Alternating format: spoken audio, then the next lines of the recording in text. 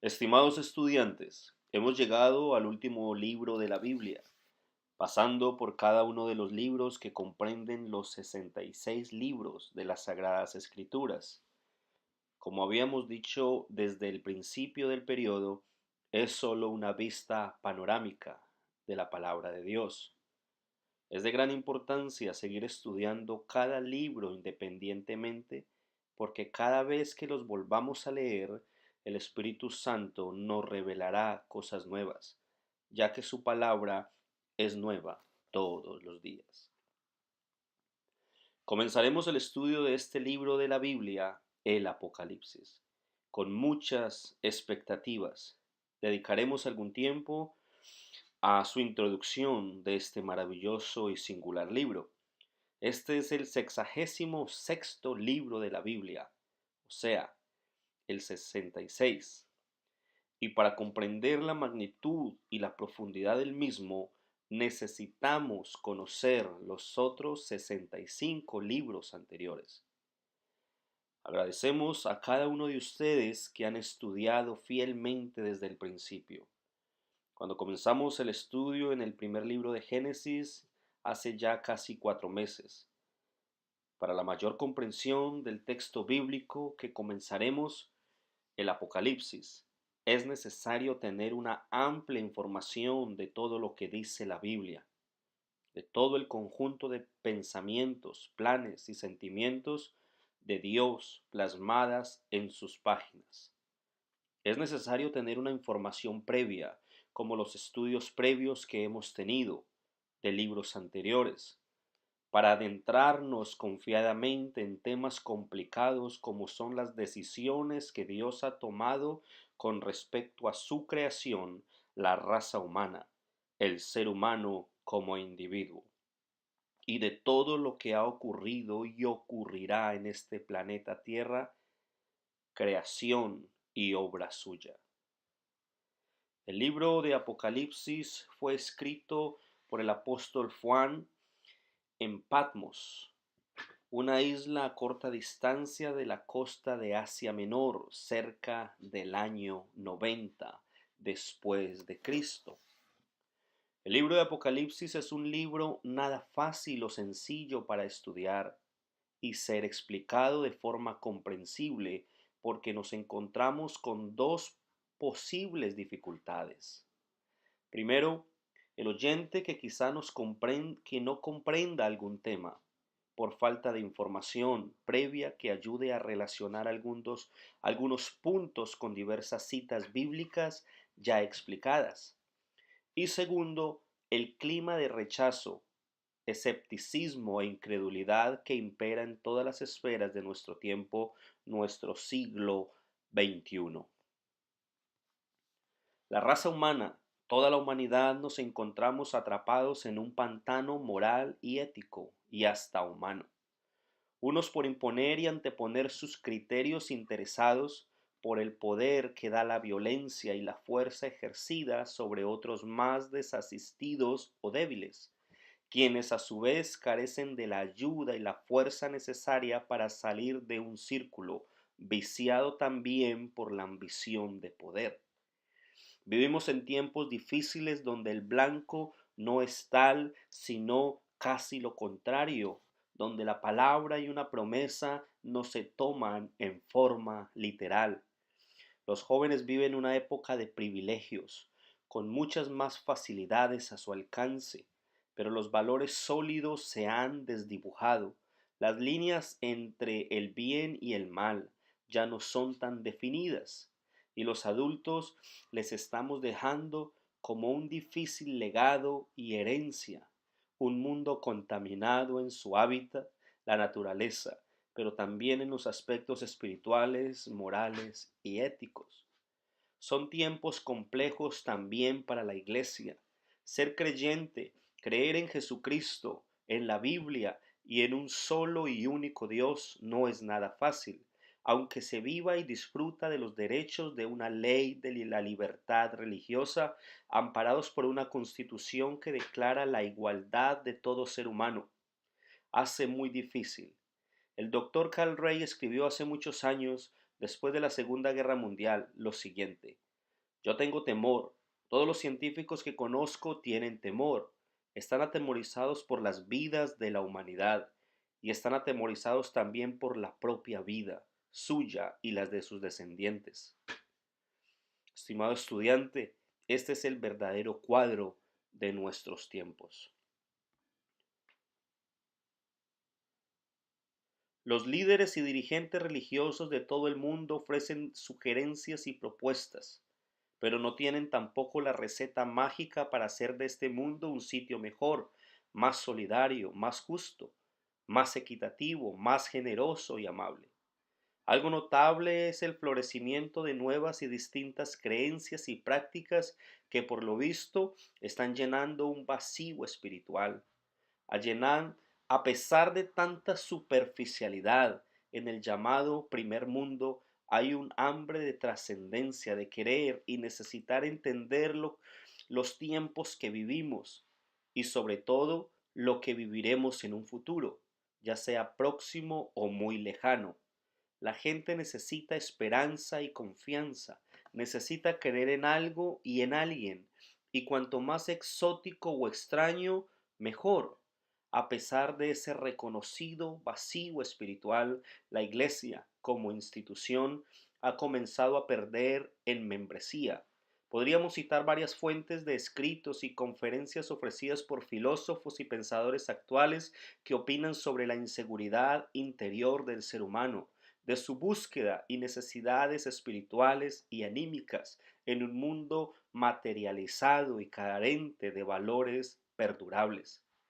Por todo lo mencionado, si se ha percibido un renovado interés en predicciones centenarias, hasta hay curiosidad por las profecías de la Biblia. Esto ha llevado a extrañas y absurdas interpretaciones de las Sagradas Escrituras. Hay personas que han comenzado a establecer hechos y fijar fechas e interpretan el Apocalipsis como un evento que está ocurriendo en la actualidad o que ha sucedido recientemente. Al comenzar este interesante libro, afirmaremos que el libro de Apocalipsis no es un libro difícil, es el libro mejor ordenado de la Biblia. No hay otro libro, pues, tan estructurado como este libro de Apocalipsis. Este libro se divide asimismo en varias secciones. Juan, el apóstol y autor también del Evangelio que lleva su nombre, manifiesta que a él se le ha indicado que debe escribir las cosas que ha visto, las cosas que son y las cosas que serán, o sea, el pasado, el presente y el futuro de toda la civilización, de toda la humanidad, de todo ser humano. Veremos más adelante que este libro se divide a sí mismo, como no lo hace ningún otro libro, en una serie de 7 secciones. Ahora, hay otro tema que deseamos aclarar a módulo de introducción. Cuando comencemos nuestro estudio de Apocalipsis, vamos a demostrar la validez de todo lo afirmado aquí. Hay aquellos que afirman que este libro es en su totalidad completamente simbólico. Estimado estudiante, el libro de Apocalipsis tiene que ser aceptado de forma literal, pero si nos encontramos con una figura o mención simbólica, será claramente identificado como tal, como algo simbólico de la realidad. La realidad será mucho más real que los símbolos por la sencilla razón de que Juan utilizó algún símbolo para describir una realidad. Por lo tanto, no podemos ni debemos permitirnos entrar en el libro de Apocalipsis y tratar de sacar de él algunos de estos maravillosos cuadros que nos presenta Juan el apóstol. El libro de Apocalipsis es profético porque nos habla del futuro. Cuando lo que fue dado a Juan era profético, todo el contenido de la profecía estaba proyectado hacia el futuro, aun comenzando con el Cristo glorioso resucitado. Juan pudo verle a él como él es en el presente, pero esa visión, una vez dada a Juan, ya pertenecía al pasado de Juan. Es decir, que tuvo que escribir y describir una visión que le fue dada en tiempo antes. no en el momento mismo de escribir lo visto. Pero tenemos que comprender que Juan había recibido una visión del Señor Jesucristo, como Él es hoy, ahora. Así es que la iglesia de Jesucristo no es presentada en un cuadro de siete, nos es presentada en un cuadro de 7 iglesias que en realidad existían, iglesias verdaderas. Todavía se pueden visitar los 7 lugares y contemplar las ruinas de estas iglesias locales en el presente. Y al hacerlo, podemos apreciar cómo Juan estaba hablando a una situación local, aunque también estaba dando la historia de la iglesia. Al comienzo del capítulo 4, la iglesia ya no se menciona más. En realidad, la iglesia ya no se menciona más en todo el libro de Apocalipsis. Ahora, alguien quizá nos diga, ¿quiere usted decir, qué quiere usted decir con eso? ¿Que ya deja de existir? Bueno, la iglesia sale, se marcha de esta tierra y se traslada al cielo. ¿Qué es lo que le sucede a la iglesia? Bueno, la iglesia es la novia y llega mediante ese traslado al cielo a la presencia de Dios a ser la esposa de Cristo. Comenzando con el capítulo 4, todo el texto bíblico se expresa como en el futuro. Así es que cuando alguien trata de sacar del libro de Apocalipsis alguna visión, ya sea el hambre o la guerra o circunstancias tan dramáticas como estas, simplemente no encajarán, no le dará ningún resultado. Por lo tanto, debemos permitirle a Juan, el autor, que nos diga las cosas tal cual son, tal cual él las vio. Necesitamos que la Biblia nos hable de esa manera, clara, directa y sencillamente. Esa es la razón por la cual entramos a este libro con mucho temor y temblor. Ahora, es interesante destacar que la profecía está siendo desarrollada en el presente tiempo.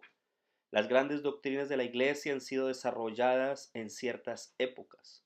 Al principio fue elaborada la doctrina de las Escrituras, de la palabra de Dios. Luego le siguió la doctrina de la persona de Cristo, o sea, la cristología. Después se le dio forma a la doctrina de la salvación. Y así podemos seguir. Y ahora estamos viviendo en un tiempo donde la profecía está siendo desarrollada y es necesario poner mucha atención y cuidado a quien escuchamos, qué voces oímos, para discernir con sabiduría la verdad entre muchas mentiras y conceptos erróneos. El siglo XX ha sido testigo de un renovado interés en la escatología. Esa es la doctrina de las cosas postreras, o dicho en el lenguaje común, es la doctrina de la profecía. Especialmente desde la Primera Guerra Mundial se dieron grandes pasos en el campo de la profecía bíblica y en especial en las últimas 2 décadas del siglo XX en realidad se le ha dado nueva vida a esta fase de las escrituras. Toda esta atención ha alumbrado un poco más profundo sobre el contenido del libro de Apocalipsis. El tema del libro de Apocalipsis es Dios está preparando al mundo para una acción directa suya. El gran estadista inglés Winston Churchill antes de morir dijo, el tiempo que nos queda es corto. El historiador norteamericano Charles Baird dijo, por todo el mundo los pensadores y filósofos sondean el horizonte del futuro y están tratando de fijar los valores de la civilización y están especulando en cuanto a su destino. El doctor William Gott en su libro El camino hacia la civilización escribió, la escritura en la pared de 5 continentes nos dice, ahora que el día del juicio está a la puerta. El doctor Raymond Foskey, quien fue presidente de la Fundación Rockefeller, dijo, a muchos oídos les llega el ruido de las pisadas del juicio. El tiempo es corto. Por su parte, el doctor H. G. Wells, antes de morir, declaró lo siguiente, Este mundo se encuentra en las últimas. El fin de todo aquello que llamamos vida está a la puerta. El general Douglas MacArthur dijo: hemos tenido nuestra última oportunidad. El expresidente norteamericano Dwight Eisenhower dijo: sin una regeneración moral a través de todo el mundo no hay ninguna esperanza para nosotros. Vamos a desaparecer un día en el polvo de una explosión atómica. El que fue secretario de Defensa de los Estados Unidos hace muchos años, el señor James Forrestal, dijo: en mi opinión, el estado de tensión continuará por el resto de nuestras vidas y la de nuestros hijos. Es un porvenir tenebroso, pero se aprecia un rayo de esperanza.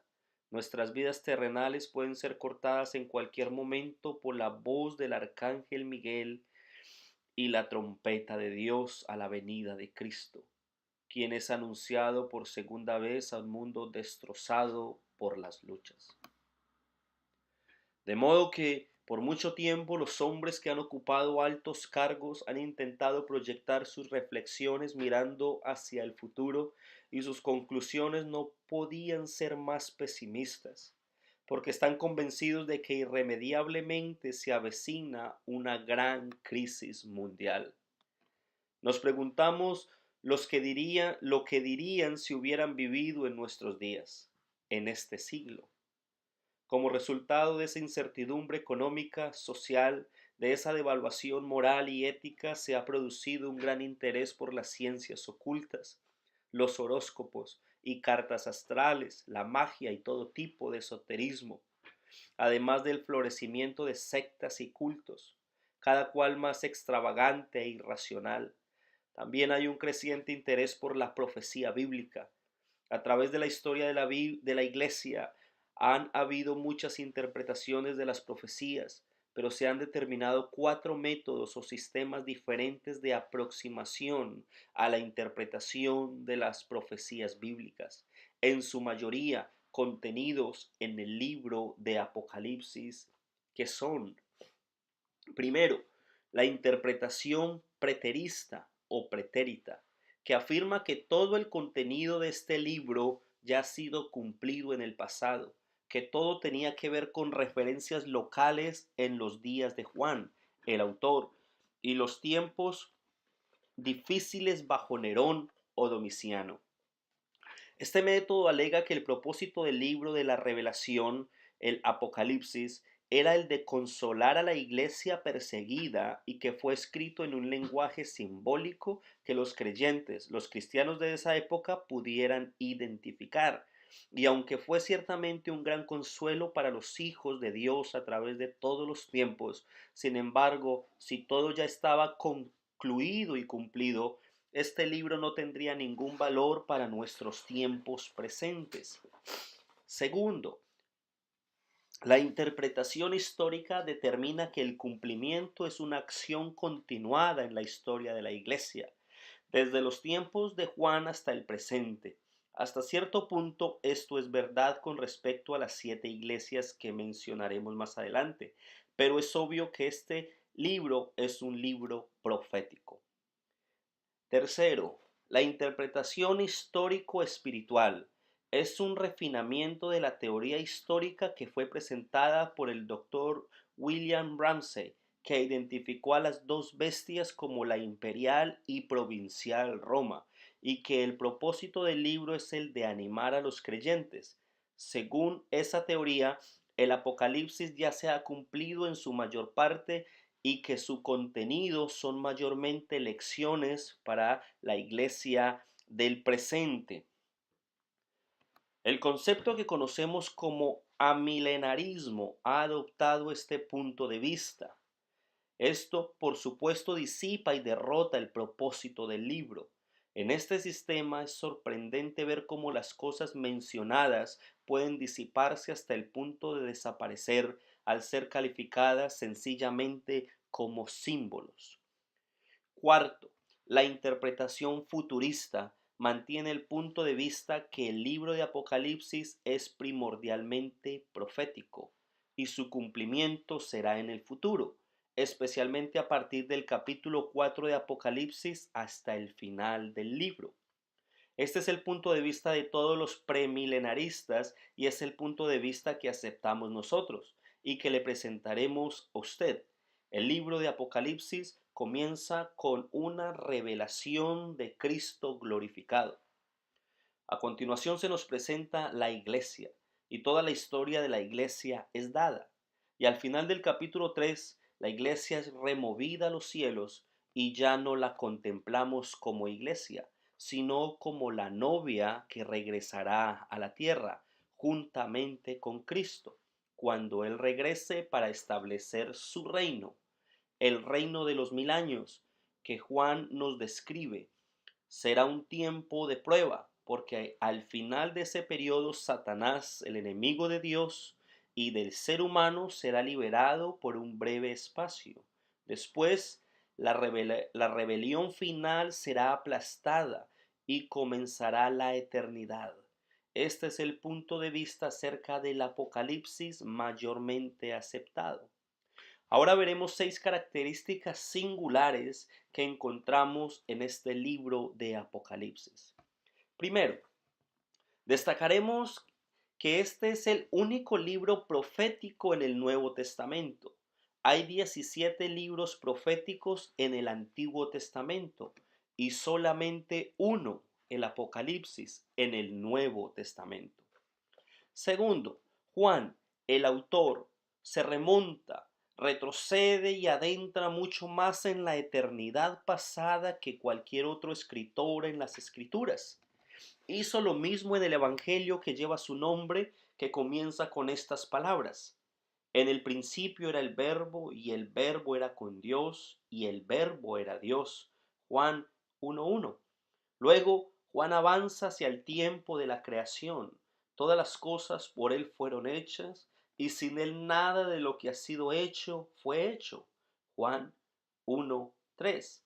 Ahora, al escribir el libro de Apocalipsis, él se extiende y se adentra en la eternidad futura, hacia el reino eterno de nuestro Señor y Salvador Jesucristo.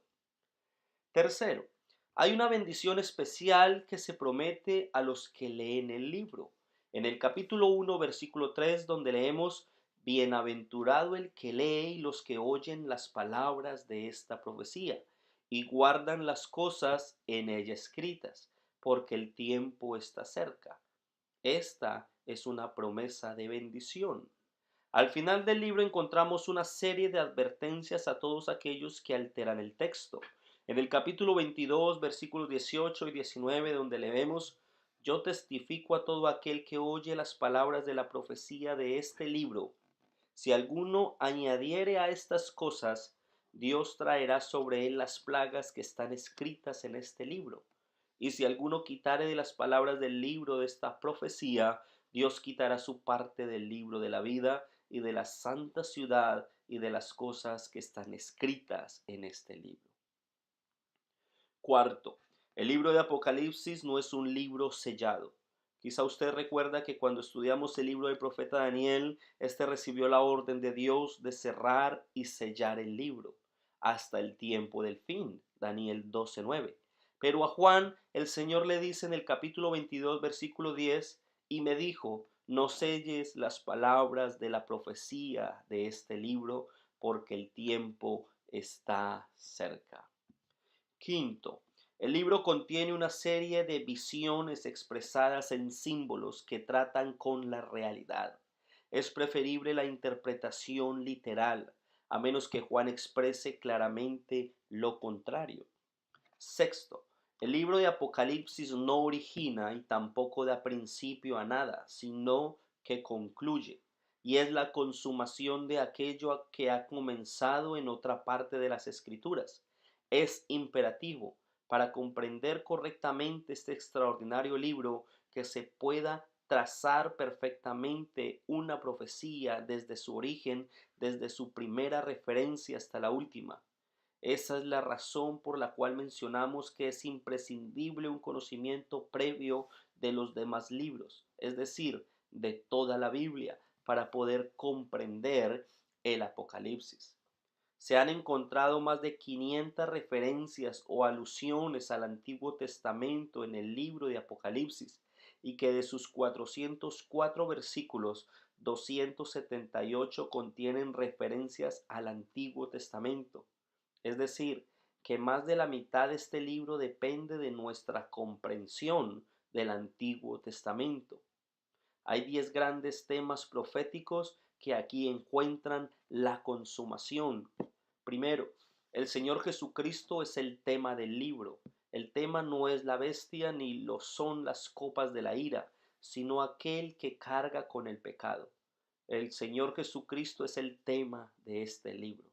La primera mención que se hace referente al Señor Jesucristo la encontramos en Génesis capítulo 3, versículo 15, como la simiente de la mujer. Segundo, la iglesia no comenzó en el Antiguo Testamento.